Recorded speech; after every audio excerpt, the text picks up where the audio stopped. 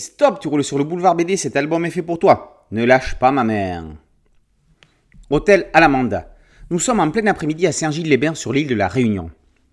En ce vendredi 29 mars 2019, Liane Bellion quitte la piscine de l'établissement pour rejoindre sa chambre. Lorsque son mari Martial va voir ce qu'elle fabrique, laissant leur fille Sofa sous la surveillance d'amis, il trouve la porte fermée à clé. Il va chercher un double à la réception et découvre la chambre saccagée et des taches de sang. Liane a disparu. D'après les témoignages d'une femme de ménage, Martial serait monté une première fois avant. Le mari devient le suspect idéal. La capitaine Ève-Marie Aja, la zarabe métissée créole, est sur l'enquête, aidée par Christos, un ancien gendarme de la Courneuve muté sur l'île depuis 30 ans. Entre fausses apparences et passé trouble, l'affaire Bellion ne va pas être simple à démêler. Un petit séjour au soleil avec piscine, cocktail et farniente, ce n'est pas vraiment ce que propose Michel Bussy dans ce polar incroyable comme il sait si bien les ficeler. Très vite, après la disparition de son épouse, Martial s'évade dans la nature réunionnaise avec sa fille.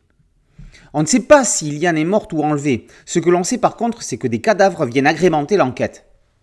On se doute que tout est lié. Évidemment, il serait trop facile que Martial Bellion soit un mari jaloux au volage ayant zigouillé sa femme pour s'en débarrasser. L'histoire est si savamment construite que tout laisse penser qu'il en est l'instigateur. Les faits sont tellement intangibles qu'on voit mal comment le type n'est pas un salaud complet. Mais tu ne vas pas nous avoir si facilement, Michel Bussy.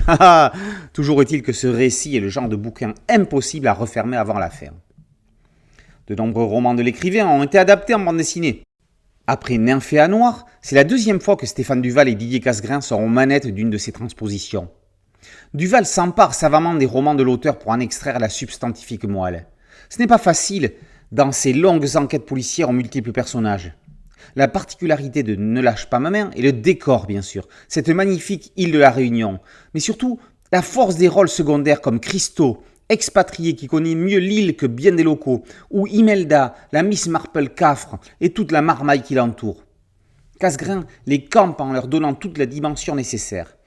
Il dépeint également la Réunion de façon magistrale, jusqu'à ses moindres recoins non fréquentés par les touristes, avec des couleurs qui donnent la température. Le cap Méchant, la plage des Roches Noires, le cap Marianne, la route forestière du volcan, la plaine des sables, l'immersion est totale. Comme le western, le polar est un genre idéal pour la bande dessinée.